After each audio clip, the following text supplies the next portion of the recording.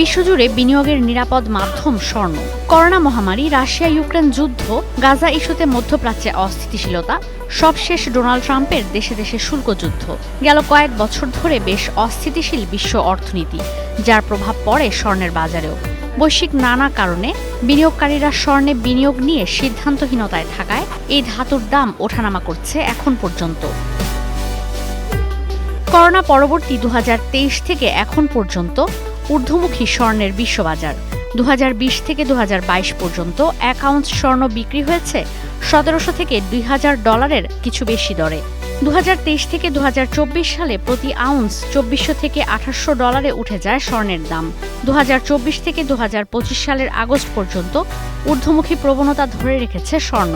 আগস্টে আউন্স প্রতি $3,300 ওপরেই ছিল হলুদ এই ধাতুর দাম।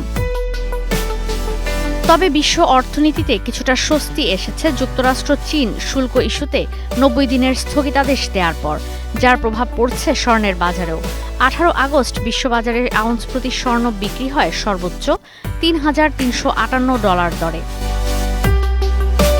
এছাড়া স্বর্ণের বাজারে ইতিবাচক প্রভাব পড়ছে রাশিয়া ইউক্রেন যুদ্ধবিরতির আলোচনায়। বিশ্লেষকরা বলছেন, যুক্তরাষ্ট্রের মূল্যস্ফীতি, ফেডারেল রিজার্ভের সুদের হার বাড়ানোর সম্ভাবনা, বিভিন্ন দেশের কেন্দ্রীয় ব্যাংকের স্বর্ণে বিনিয়োগ, সব মিলিয়ে আসছে সপ্তাহে স্বস্তি আসতে পারে স্বর্ণের বাজারে।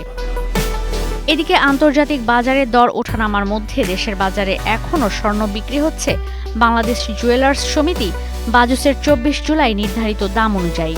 প্রতি ভরি 22 ক্যারেটের স্বর্ণ বিক্রি হচ্ছে 1,71,600 টাকায়। যদিও আন্তর্জাতিক বাজার দর অনুযায়ী এক ভরি স্বর্ণের দাম দাঁড়ায় 1,66,775 টাকা। ঈশিতা ব্রহ্ম, স্টার নিউজ।